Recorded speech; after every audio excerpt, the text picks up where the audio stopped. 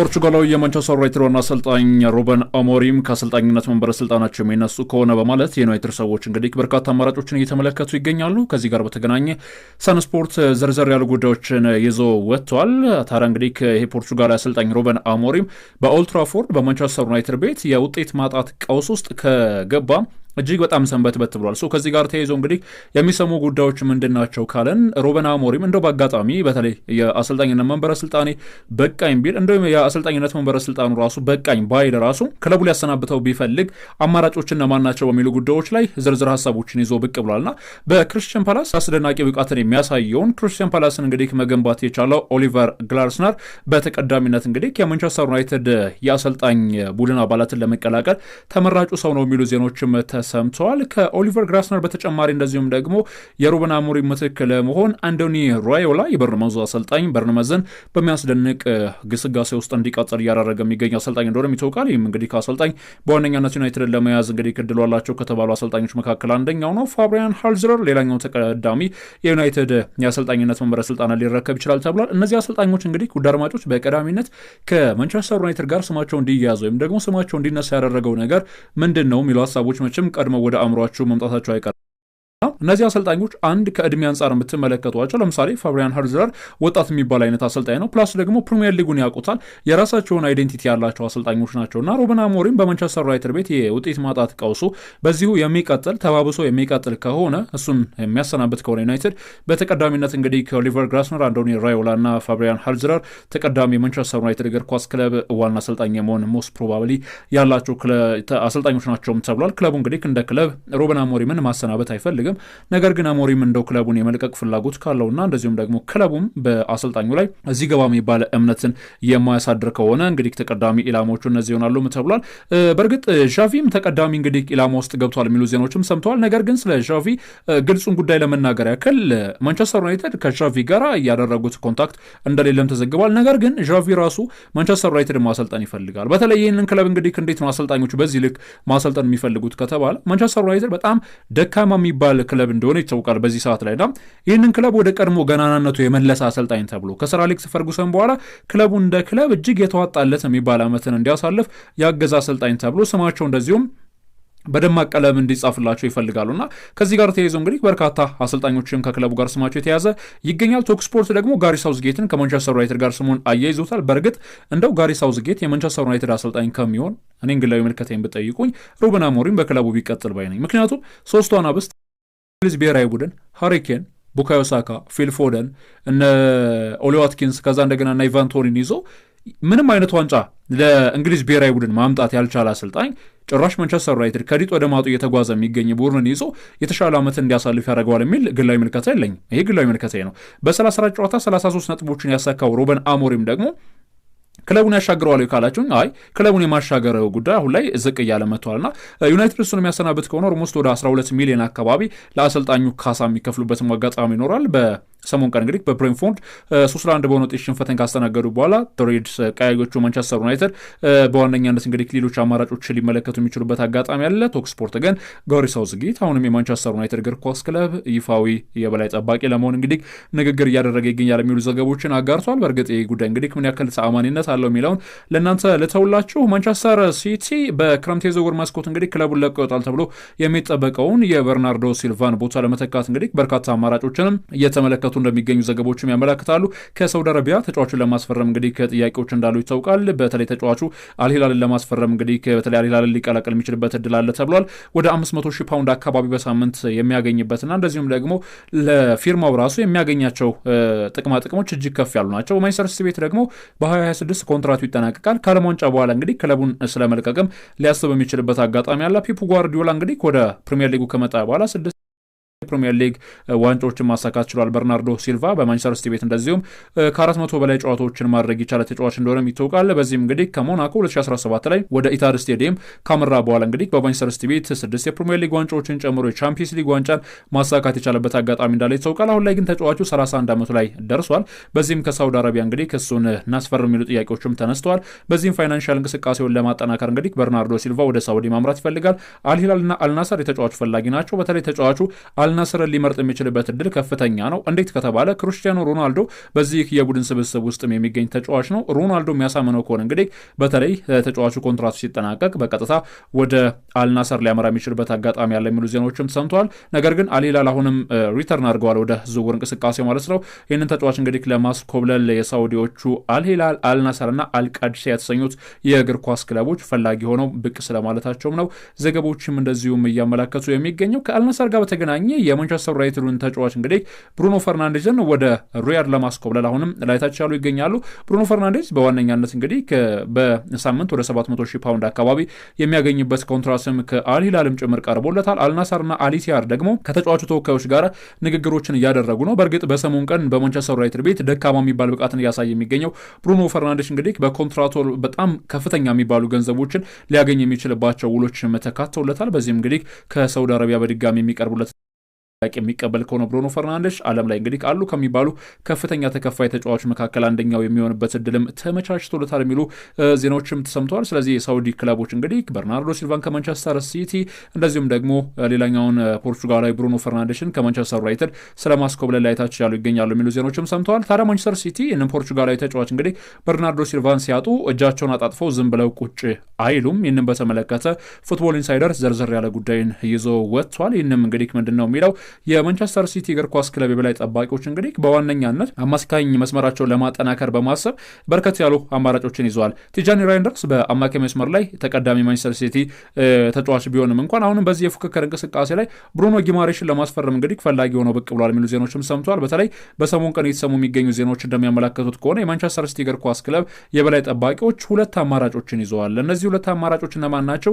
የኒውካስሉ የመሃል ተጫዋች ብሩኖ ጊማሬሽ እና እንደዚሁም የፓሪሰን ጀርመኑ የመሃል ሜዳ ተሰላፊ ተጫዋች ሆነው የ21 ዓመቱ ፖርቹጋላዊ ዣኦ ኔቬስ። ሁለቱን ተጫዋቾች እንግዲህ ማንቸስተር ሲቲ በዝውውር ኢላማ ውስጥ አስገብቶታል የሚሉ ዜናዎችም ተሰምተዋል። በተለይ የዣኦ ኔቬስ የዝውውር እንቅስቃሴን ስትመለከቱት በሉዊስ ኤንሪኬ ቡድን እጅግ መተኪያ የሌለውን እንቅስቃሴ እያስመለከተ አንጸባራቂ ብቃትን እያሳየ ይገኛል እና ፔዥም በውድድር ዓመቱ ላይ እንግዲህ ከአውሮፓ ቻምፒየንስ ሊግን እንዲያሳካ ካደረጉት ተጫዋች መካከል አንደኛው ይሄ ፖርቹጋላዊ ተጫዋች እንደሆነ ይታወቃል። ፔፕ ጓርዲዮላ ግን በዋነኛነት የበርናርዶ ሲልቫን ቦታ ለመተካት እንግዲህ ዣኦ ኔቬስን የሚጠቀምበት ብሎ ይታሰባል። ሞር ዣኦ ኔቬስ ኦፌንሲቭ የምትሉት አይነት ተጫዋች እንደሆነ ይታወቃል። ነገር ግን አሁን ለምሳሌ ቲጃኒ ራይንደርስም ሆነ ሮድሪም ሞር ከኦፌንሲቭነት ይልቅ ለዲፌንሲቭ ያደላሉ ይባላል። በእርግጥ ቲጃኒ ራይንደርስ ከዚህ ጋር በተገናኘ ትንሽ ስሙ ወደ ማጥቃት ዞን ላይ የሚመዘገብ ተጫዋች ቢሆንም እንኳን ማለት ነው። ስለዚህ የማንቸስተር ሲቲ እግር ኳስ ክለቦች እንግዲህ በክረምት የዝውውር መስኮት ላይ በርከት ያሉ ገንዘቦችን ኢንቨስት ማድረግ ይፈልጋሉ።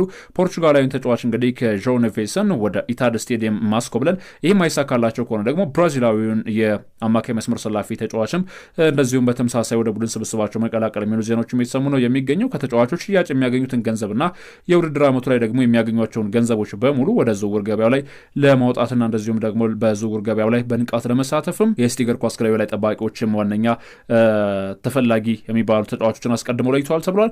ሊቨርፑል አሁንም ቢሆን ሪካርድ የሆኑ ገንዘቦችን ስለማቅረብ እያሰበ ይገኛል። የአትሌቲኮ ማድሪዱን ዩሊያን አልቫሬዝን ማለት ነው። እንግዲህ አልቫሬዝ እንደምታውቁት በእንግሊዝ ፕሪሚየር ሊግ በጣም አስደናቂ ዓመታቶችን አሳልፎ እንደነበር ይታወቃል አይደለ? በማንቸስተር ሲቲ ቤት የዋንጫ ቲምን በገነቡበት ዓመት እንግዲህ በተለይ ከኤርሊንግ ብራውት ሃላንድ ጋር እየተቀያየረ ጥሩ የሚባሉ እንቅስቃሴዎችን ሲያደርግ ነበር። ፍሎሪያን ቨርትስን በውድድር ዓመቱ ላይ ወደ ቡድን ስብስባቸው ቀላቅለዋል። ከዛ እንደገና ደግሞ አሌክሳንደር ኢሳቅ እንደገና ሌላኛው ደግሞ የአጥቂ መስመር ሰላፊ ተጫዋች ሆነውና በኢንትራ ፍራንክፈርት ቤት የምናውቀውን ሆጎ ኤኪቲኬን በተመሳሳይ መልኩ ወደ ቡድን ስብስባቸው የቀላቀሉት ሊቨርፑላውያን አሁን ደግሞ አይናቸውን ወደ ጁሊያን አልቫሬዝም ጣል አድርገዋል ተብሏል።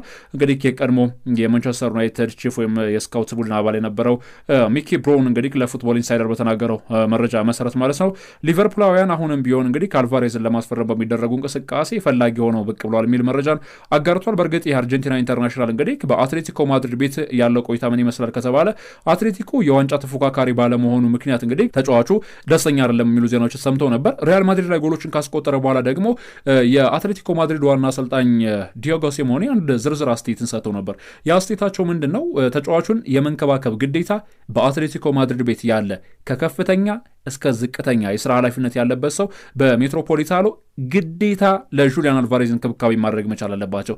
ምክንያቱም ይህ ልጅ እጅግ በጣም የተለየ ነው ሲሉም አስተያየት ሰጥተው ነበር። በሜትሮፖሊታኖ እስከ 2030 የሚያውቀው ኮንትራት አለው ተጫዋቹ። ኦልሞስት የ100 ሚሊዮን አካባቢ የውል ማፍረሻ ያለበት ተጫዋች እንደሆነ ይታወቃል። ነገር ግን ሊቨርፑላውያን ይህንን ተጫዋች እንደው ወደ አንፊልድ ሮድ ለማስኮብለል በሚያደርጉት እንቅስቃሴ ከ2026 በኋላ ነው ጥረቶችን ያደርጋሉ ተብሎም የሚጠበቀው። በዋነኛነት የአርኔ ስሎቱ ቡድን በማጥቃት ሂደት ላይ እንከን የለሽ መሆን ይፈልጋሉና በዚህም እንግዲህ የዩሊያን አልቫሬዝ ፈላጊ ሆነው ብቅ ብለዋል። የመረጃ ምንጫችን ደግሞ ፉትቦል ኢንሳይደር ይሆናል ማለት ነው።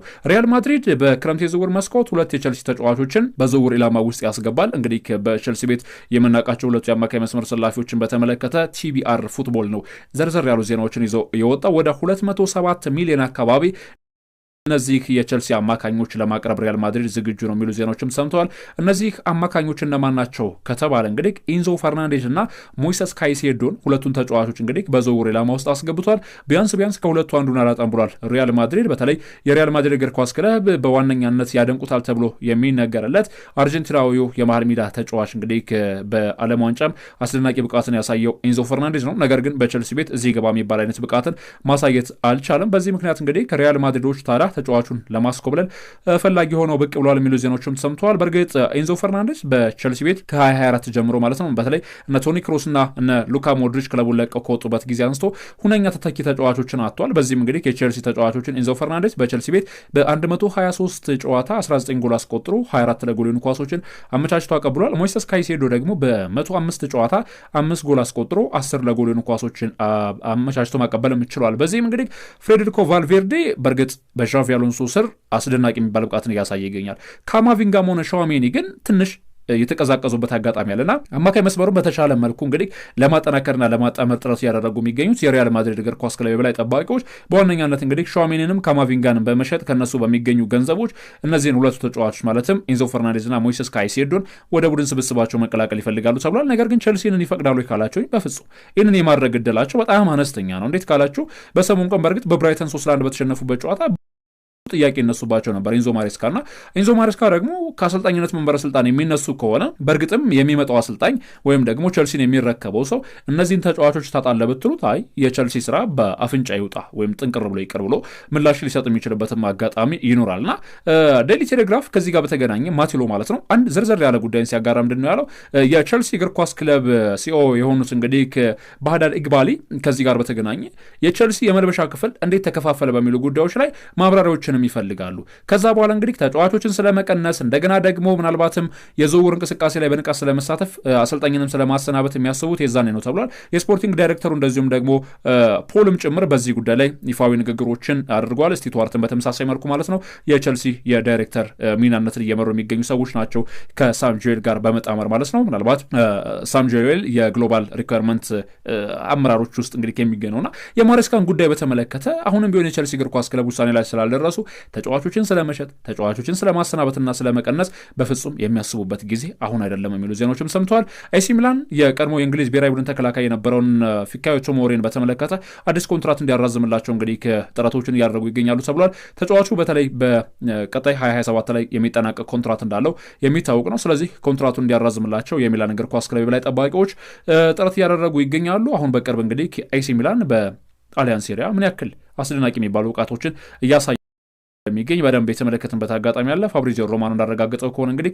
የሚላን እግር ኳስ ክለብ የበላይ ጠባቂዎች ተጫዋቹ ኮንትራት እንዲያራዝምና በቡድኑ ውስጥ እንዲቆይላቸው የቻሉትን በሙሉ እያደረጉ ይገኛሉ የሚል ዜናን አጋርተዋል። ጋዜጣ ዴሎ ስፖርት በጣሊያንኛ እትሙ ባጋራው ዘገባ መሰረት የማንቸስተር ዩናይትድ እግር ኳስ ክለብ በቀጣይ እንግዲህ ከኮንትራት ነጻ የሚሆነውን ዱሳን ብላሆቪችን በተመለከተም የዩናይትድ ሰዎች ኮንታክት እያደረጉት ይገኛሉ ተብሏል። በእርግጥ ማንቸስተር ዩናይትድ ሲለምኑት አሻፈረኝ ብሎ እንደገና ወደ ልመና የገባ ነው የሚመስለው። በክረምት በተለይ ቤንጃሚን ሼሽኮን ከማስፈረማቸው አስቀድሞ እባካችሁ ይህንን አጥቂ ያስፈረሙት የሚል ጥያቄ በተደጋጋሚ ጊዜ ይቀርብላቸው ነበር የዩናይትድ ሰዎች። ነገር ግን ይህንን ጉዳይ ችላ ብለውት እንደነበረም የሚታወቅ ነው። አሁን ላይ ግን ሙሉ ለሙሉ ወደ ዱሳን ብላሆቪች ፊታቸውን አዙረዋል። በተለይ በቻምፒየንስ ሊግ እያሳየ የሚገኙ እንቅስቃሴ እጅግ አስደናቂ እንደሆነና ተጫዋቹም ደግሞ ወደ ፕሪሚየር ሊጉ ቢመጣም የተለየ የሚባል እንቅስቃሴን ያደርጋል ብለው እምነት ጥለውበታል። ጁቬ ደግሞ ጆናታን ዴቪድ እና እንደዚሁም ኦፔንዳን የመሳሰሉ ተጫዋቾች ስላሉ በቋሚነት ለመጫወት እንግዲህ የተለያዩ መሰናክሎች የገጠሙት ይገኛሉና ማንቸስተር ዩናይትድ ተጫዋቹን እንግዲህ በዋና በዋነኛነት አበክሮ የተከታተለው ነው የሚገኘው። በቀጣይ እንግዲህ ከጁን ላይ ኮንትራቱ የሚጠናቀቅ ተጫዋች ነው። በዚህም እንግዲህ ከተጫዋቹ ተወካዮች ጋር ንግግሮችን እያደረጉ ይገኛሉ። ባየር ሙኒክና እንደዚሁም ደግሞ ባርሴሎናም የተጫዋቹን እንቅስቃሴ በተመለከተ አበክረው እየተከታተሉ የሚገኙ ትልልቅ የሚባሉ የአውሮፓ ክለቦች እንደሆኑ ነው ዘገቦችም እያመላከቱ የሚገኘው። ከዚህ ጋር ተያይዘው እንግዲህ የተጫዋቹ መዳረሻ የት ሊሆን ይችላል፣ በቀጣይ የሚጠበቁ ዋና ዋና ጉዳዮችም ይኖራሉ ማለት ነው። ከዚህ ጋር ተያይዘው እንግዲህ ከዩናይትድ ተጫዋቹ ማስፈረም የሚችል ከሆነ በእርግጥ ቤንጃሚን ሴስኮ ጥሩ አጋዥ ተጫዋች ያገኛል ማለት ነው። እንደዚሁም ደግሞ ከልምድም አንጻር ምናልባት ጥሩ የሚባሉ ልምዶችን ለማካበት ያን ያክል የማይቸገሩበት እንቅስቃሴንም ለመፍጠር ላይ ታች የሚሉበትም አጋጣሚ እንደዚሁም ይኖራል። ይህም እንግዲህ ከማንቸስተር ዩናይትድ ጋር በተገናኘ እየተሰሙ የሚገኙ ዋና ዋናና አበይት ጉዳዮች እነዚህን ይመስላሉ። የቀድሞ ማንቸስተር ዩናይትድ ሌጀንድ ወይም ደግሞ ተጫዋች የነበረው ጋሪ ኔቨል ስለ እንግሊዝ ፕሪሚየር ሊግ ዋንጫ ፍክክር አስተያየቱን ሰጥቷል። በሰጠው አስተያየት እንግዲህ ምንድነው ያለው? የእንግሊዝ ፕሪሚየር ሊግን በዚህ ውድድር ዓመት የማሳካት እድል ያላቸው 2 ክለቦች ብቻ ናቸው ይላል። እንግዲህ ከአርሰናል ወይም ደግሞ ሊቨርፑል የሊጉ ዋንጫ ለማሳካት ይፎካከራሉ። ፕሪሚየር ሊጉን የማሸነፍ እድላቸው እንግዲህ ከሁለቱ ያለፈ አይደለም የሚል አስተያየትን ሰጥቷል። ሚኬል አርቴታ በጣም ጥሩ የሚባል አሰልጣኝ ነው። ጥሩ የሚባልም ቡድናዊ መዋቅር አለው። በሊጉ አሁን ላይ ምርጡ ስብስብ ያለው ቡድን እንግዲህ አርሰናል ነው ሲልም አስተያየቱን የሰጠው ጋሪ ኔቨል ማንቸስተር ሲቲ ምናልባት ለዋንጫ ይፎካከራል ብዬም አሁንም ቢሆን ጠብቃለሁ፣ ነገር ግን እድል ያለው አይመስለኝም። እድል ያላቸው ሁለቱ ክለቦች አርሰናል እና ሊቨርፑል ናቸው የእንግሊዝ ፕሪሚየር ሊግን የማሳካት የሚል እንግዲህ ከአስተያየቱንም እንደዚሁም አያይዞ የሰጠበት ጉዳይ ብዙኖችም የተቀባበሉት የሚገኝ ጉዳይ ነው። በእርግጥ አርሰናልና እንደዚሁም ሊቨርፑል ከሁለት አንዳቸው የሚዘል አይመስልም አይደል? የእንግሊዝ ፕሪሚየር ሊግ ዋንጫ እውነት ለመናገር እንደው ዝም ብለን ሸፋፍነን ይለፍ ካልተባለ በስተቀር በቡድናዊ መዋቅር ደረጃ የአርሰናልና የሊቨርፑል እግር ኳስ ክለብ ያላቸው ቡድናዊ ጥንካሬ ያላቸው ቡድናዊ ግንባታ እጅግ የሚያስደንቅ ነው። በተለይ የማሸነፍ ሜንታሊቲያቸውን ስትመለከቱ ትናንትና አርሰናል ኒውካስልን ያሸነፈበትን ጨዋታ ስትመለከቱ የዋንጫ ቡድን እንደሆነ ምንም ጥያቄ የለውም። ከዚህ ጋር ተያይዞ እንግዲህ ለዋንጫ በሚደረጉ ሂደቶችም አሁንም ቢሆን ሁለቱ ክለቦች ተፎካካሪ ናቸው ማለት እንግዲህ አስተያየቱንም የሰጠው ጋሪ ኔቭል ነው።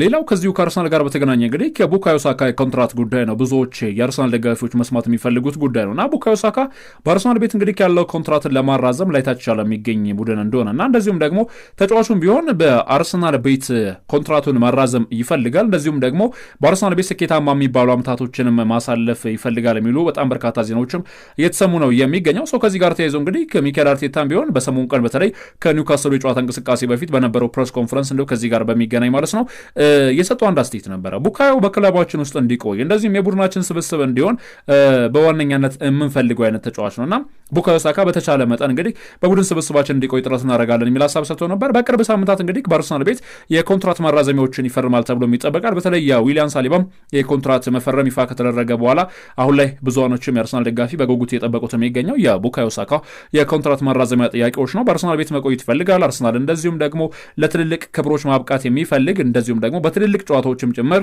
አሸብርቆ መታየት የሚችል ተጫዋች እንደሆነም ይታመናል። ከዚህ ጋር ተያይዞ እንግዲህ በአርሰናል ቤት ስኬታማ ዓመታቶችን ማሳለፍ ፈልጋለሁ፣ ለዚህም አርሰናል ትክክለኛ ምርጫ ነው ያለው ቡካዮ ሳካ ነው። ሌላው ሚኬል አርቴታ ከተጫዋቾቹ ጋር ስላለው ግንኙነት እንግዲህ ከጥያቄ ቀርቦለት ነበር። ምናልባት እኔ ከተጫዋቾቼ ጋራ በጣም በተለየ መልኩ ቁርኝት አለኝ፣ እንደዚሁም ደግሞ አንዳንድ የጀት አብራሪዎች ከጀታቸው ጋር ያላቸው ቁርኝትን ታውቃላቸዋል እና ምናልባት ያን ተጫዋቾች በጋብዛቸው ላለሁኝ ሁላ ጀት ሲያበሩ እንዴት ጀት አብራሪዎች ከጀታቸው ጋር ተዋህደው እንደሚሰሩ ያንን ነገር ማየት ለተጫዋቾችም እኔ ለነሱ ያለኝን ስሜት መግለጫ ይሆናል። ምክንያቱም ያን ያክል ነው እኔ ከተጫዋቾች ጋር ያለኝ ውህደት። ተጫዋቾችን አምናቸዋለሁ፣ ተጫዋቾች ደግሞ እኔንም መልሰው ያምኑኛል፣ ለዚህም ደግሞ እጅግ በጣም ያስደንቁኛል የሚል አስተያየትንም እንደዚሁ ሰጥቷል። ከተጫዋቾች ጋር በእርግጥ ሚኬል አርቴታ ያን ያክል ችግር እንደሌለበት ይታወቃል። ጥሩ የሚባል የቤተሰባዊነት ግንኙነት እንዳለውም የቅርብ ጊዜም ትውስታዎች ናቸውና ከዚህ ጋር ተያይዞ እንግዲህ በቀጣይ የአርሰናል እግር ኳስ ክለብ በስኬታማ የህይወት ጎዳና ያስቀጥሏል ተብሎ ይጠበቃል። ሱፐር ሚኬል አርቴታ ማንቸስተር ዩናይትድ በዚህ ደረጃ ዝቅ ብሎ መመልከት አሳፋሪ ነው። እኔ በፍጹም ማንቸስተር ዩናይትድን አላቀውም እንደዚህ ሆኖ የሚል አስተያየትን የሰጠው ደግሞ ዋይን ማርክ ሮኒ ነው። ሮኒ እንግዲህ ምንድነው ያለው? ዩናይትድ በዚህ ልክ የተዳከመ ቡድን ሆኖ ዩናይትድ በዚህ ልክ ዝቅ ያለ ቡድን ሆኖ በእግር ኳስ ህይወቴ ተመልክቼው አላውቅም። የትኛውን ቡድን መጥቶ እንግዲህ በማንቸስተር ዩናይትድ ላይ የሚፈነጭበት ቡድን እንዳልነበረ ሁላችንም ጠንቅቀን እናውቃለን። ነገር ግን አሁንም ቢሆን ማንቸስተር ዩናይትድ ትንሳኤው ቅርብ ነው ወይ ካላቸው በደንብ ሰርቫይቭ ማድረግ የሚችልባቸው እድሎች አሉ። አፈጻጸሞች ላይ ያሉባቸውን ክፍተቶች ማሻሻል የሚችሉ ከሆነ እና እንደዚሁም ደግሞ ተጫዋቾች ከአሰልጣኙ ጎን የሚቆሙ ከሆነ አሰልጣኙም ደግሞ ለተጫዋቾቹ ምናልባት አመች የሚባሉ ታክቲካል ውሳኔዎችን የሚሰጥ ከሆነ በእርግጥም የማንቸስተር ዩናይትድ እግር ኳስ ክለብ ከአስቸጋሪ ከሚባሉ ጊዜያቶች ተላቆ በጥሩ የሚባሉ ጊዜያቶች ልንመለከተው እንችላለን ብዬ አስባለሁ የሚል ሀሳብንም እንደዚሁ ሰጥቷል። አሰልጣኝ ሩበን አሞሪም እንደምታውቁት በማንቸስተር ዩናይትድ ቤት እንግዲህ ጥሩ ውጤቶችን እያስመዘገበ አይደለም የሚገኘው። እንደዚሁም አንዳንድ አሰልጣኙን በቅርበት የሚያውቁ ሰዎች ሁሉ አድማጮች የሚሰጡት አንድ አስተያየት ነበር። ይህን አስተያየት ምንድነው የክለቡን እግር ኳስ ክለብ በበላይ ጠባቂነት ከተረከበ በኋላ ሩበን አሞሪም ብቸኝነት እንደሚያበዛ ብቸኝነት ከማብዛትም ባለፈ የባህሪ ለውጦችን እንዳመጣም እየተናገሩ ነው የሚገኘው። የሆነበት ዋነኛ ምክንያት ደግሞ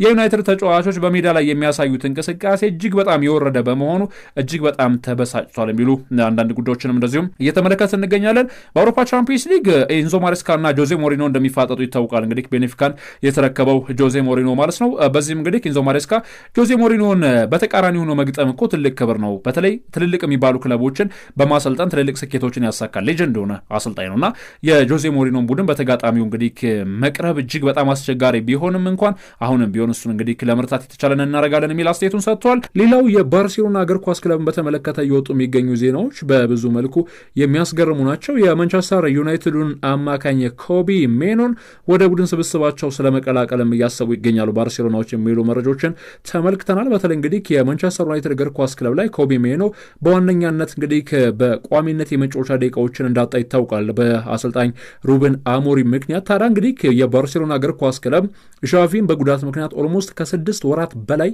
የሚቆዩ ጉዳት እንዳስተናገደ ይታወቃል ጋቪ እና ይህንን ቦታ ለመተካት እንግዲህ ኮቢ ሜኖን በዋነኛነት አበክረው እየተከታተሉት ይገኛሉ የሚሉ ዜናዎችም ሰምተዋል። ባርሴሎና በጃንዋሪ ነው በውሰት ውል ይህንን ተጫዋችም ወደ ቡድን ስብስባቸው ቀላቅለው የተሻለ ቡድናዊ ግንባታንም መፍጠር ይፈልጋሉ። ኮቢ ሜኖ ከማንቸስተር ዩናይትድ ቤት መልቀቅ የሚፈልግበት ዋነኛ ምክንያት ሩበን አሞሪም በቋሚነት እያጫወተው ስላልሆነ በሶስቱ አናብስት በእንግሊዝ ብሔራዊ ቡድን ውስጥ እንግዲህ በቋሚነት መጫወት የሚችልበት እድል የለኝም ብሎም ያስባል። ከዚህ ጋር ተያይዞ ክለቡን ስለመልቀቅ ሊያስብ የሚችልባቸው እድሎች እጅግ በጣም ሰፊ ናቸው ይባል እንጂ በቡድን ስብስባቸው ውስጥ እንግዲህ ሩበን አሞሪም ሌላ የአማካይ መስመር ሰላፊ ተጫዋች እስካላስኮበለሉና እስካላስፈረሙ ጊዜ ድረስ ኮቢ ሜኖ ለቀው እንግዲህ በአንድ እጃቸው ማለት ነው ማጨብጨብ አይፈልጉም የሚሉ ዜናዎችም ሰምተዋል። እንኳንም ዘንቦብሽ እንደሚባለው የማንቸስተር ዩናይትድ የአማካይ መስመር እዚህ ግባ የምትሉት አይነት የአማካይ መስመር እንደሌላቸው ይታወቃል። ፍርክስክሱ የወጣ አማካይ መስመር ነው ያላቸውና ከዚህ ጋር ተያይዞ እንግዲህ ሩበን አሞሪምም ምናልባት እንግዲህ ቀጣይ ውሳኔዎቻቸው በዋነኛነት በጉጉት እንዲጠበቁ የሚያደርገው ነገር ምንድነው ኮቢን አሳምኖ ማቆየት፣ በቀጣይ ደግሞ የመጫወቻ ደቂቃዎችን ለዚህ ልጅ መስጠት። ይህንን የሚያደርጉ ከሆነ ኮቢ ሜኖ በማንቸስተር ዩናይትድ ቤት መቆየት ይፈልጋል። ማንቸስተር ዩናይትድን ይወዳል፣ ማንቸስተር ዩናይትድን ይደግፋል። ከዚህ ጋር ተያይዞ ተጫዋቹ ግን የቋሚነት ሚናን የማይሰጠው ከሆነ ወደ ሌሎች ክለቦች አምርቶ በሌሎች ክለቦች ራሱን በደንብ አሳይቶ በቋሚነት መጫወት ይፈልጋል የሚሉ ዜናዎችም እንደዚሁም በሰፊው የተሰሙ ነው የሚገኘው። ከዚህ ጋር ተያይዞ እንግዲህ ሀሳቦቻችሁን እስኪ እንድታካፍሉን በአክብሮት እንጋብዛችኋለን ውድ አድማጮች። ሌላኛው መረጃችን ወደ አርሰናል ቤት እንመልሳችሁና አርሰናል ቱርካዊውን አጥቂ ከናን ያልዲዝን ወደ ቡድን ስብስባቸው ለመቀላቀል አበክረው እየሰሩ ይገኛሉ። ነገር ግን እግር ኳስ ክለብ ትልቅ ስትራግል እንደሆነ እየተነገረለት የሚገኘው ጉዳይ የምዕራብ ለንደኑ ክለብ ቸልሲ እነን የጁቬንቱስን ተጫዋች ኬናን ያልዲዝን ወደ ቡድን ስብስቡ ለመቀላቀል አበክሮ ሰርቶ ነበር። ነገር ግን የተጫዋቹን ዝውውር እንግዲህ በተለይ ጁቬንቱስ መፍቀድ አይፈልጉም። እንደው ለመደራደር እንኳን ከ70 ሚሊዮን ፓውንድ በላይ እስከ 100 ሚሊዮን ፓውንድ የሚጠጋ የዝውውር ገንዘብ የሚቀርብላቸው ከሆነ ብቻ ለድርድር ወንበር ላይ እንደሚቀመጡ አሁን በዚህ ገንዘብ ይሸጡታል እያልኩ አይደለም፣ በዚህ ገንዘብ ነው ለድርድር የሚቀመጡት። ስለዚህም እንግዲህ ያለዚህም ቱርካዊ ተጫዋች እንግዲህ በጣሊያን ሲሪያ አስደናቂ ዓመትን እያሳለፈ ይገኛል። በጁቬንቱስ ቤት እስከ 2029 የሚያቆይ ኮንትራት አለው። ይህንን ተጫዋችም ለማስኮብለል እንግዲህ በርካታ ፈላጊ ክለቦች ቢኖሩትም በተጠናቀቀው ውድድር ዓመት የ20 ዓመቱ ወጣት 12 ጎሎችን አስቆጥሮ 8 ለጎል የሆኑ ኳሶችን አመቻችቶ ማቀበል ችሎ ነበር። ይህንም እንግዲህ በተለይ በጁቬንቱስ ቤት ትልቅ ተስፋ እንዲጣልበትም ያደረገው ጉዳይ እንደሆነ ይታወቃል። ይህንን ኮከብ እንግዲህ ለማስኮብለል ታዲያ የአርሰናል እግር ኳስ ክለብ ላይታች ያሉ ይገኛሉ የሚሉ ዜናዎችም እንደዚሁም በስፋትም እየተሰሙ ነው የሚገኘው። ከዚህ ጋር ተያይዘው እንግዲህ ያልዲዝ ወደ አርሰናል ሊያመራ የሚችልባቸው እድሎች እንደዚሁም እንዳሉ ነው አንዳንድ የመረጃ ምንጮችም እያመላከቱ የሚገኝ። ማርክ በርናል በባርሴሎና ቤት እስከ 29 የሚያቆየውን እንግዲህ የ4 ዓመት ኮንትራትም ተፈራርሟል። በባርሴሎና ቤት በቅርብ የመጫወቻ ደቂቃ የተሰጣቸው ከሚገኙ ተጫዋቾች መካከል አንደኛው ማርክ በርናል ነው። ይህን ተጫዋች እንግዲህ ኮንትራቱን በዋነኛነት አሁንም እስከ 29 በማራዘም የፈላጊዎቹን እይታ እንደዚሁም ገታ ማድረግ የሚቻልበትን ሂደት እንደዚሁም ተመልክተናል ማለት ነው። ከዚህ ጋር በተገናኘ ከባርሴሎና ጋር በተገናኘ ያው የባርሴሎና ተጫዋቾች እንግዲህ በጉዳት ምክንያት እንደታመሱበት የሚታወቅ ነው። ታዲያ እንግዲህ በቻምፒየንስ ሊግ የጨዋታ መርሃ ግብሮች በተለይ ከፔዥ ጋር ነው ጨዋታቸውን የሚያደርጉት። በዚህም የፔዥ የጨዋታ እንቅስቃሴ በርከት ያሉ ተጫዋቾች በፔዥም በባርሴሎና በኩል ከጨዋታ ውጭ ሆነዋል። ቪቲኒያ ከባርሴሎና ጋር የሚደረገው ጨዋታ የመድረስ እድል እንዳለው የተነገረ ነው የሚገኘው። ነገር ግን ኪቫራትስኬሊያን ደግሞ በባርሴሎና የጨዋታ እንቅስቃሴ ተሳታፊ እንደማይሆን በርካታ ዜናዎችም እንደዚሁም የተሰሙ ነው ነው የሚገኘው የሚሉ መረጃዎችን ተመልክተናል የሚለው የመጨረሻ ጉዳያችን አድርገው ወደ እናንተ አደረስን። ወደ የተከበራችሁ አድማጮቻችን ከዩቲዩብ ቻናላችን ወደ እናንተ ሲደርሱ የነበሩት ስፖርታዊ ጉዳዮቻችን እንዲህ ባለ መልኩ አጠናቀናል። ለቻናሉ አዲስ ከሆኑ ሰብስክራይብ ማድረጉትን እንዳትዘነጉ። በቀጣይ በሌላ ስፖርታዊ ጉዳይ ተመልሰን እስከምንገናኝ በያላችሁበት የዓለም ዳርቻ ሰላማችሁ ይብዛ።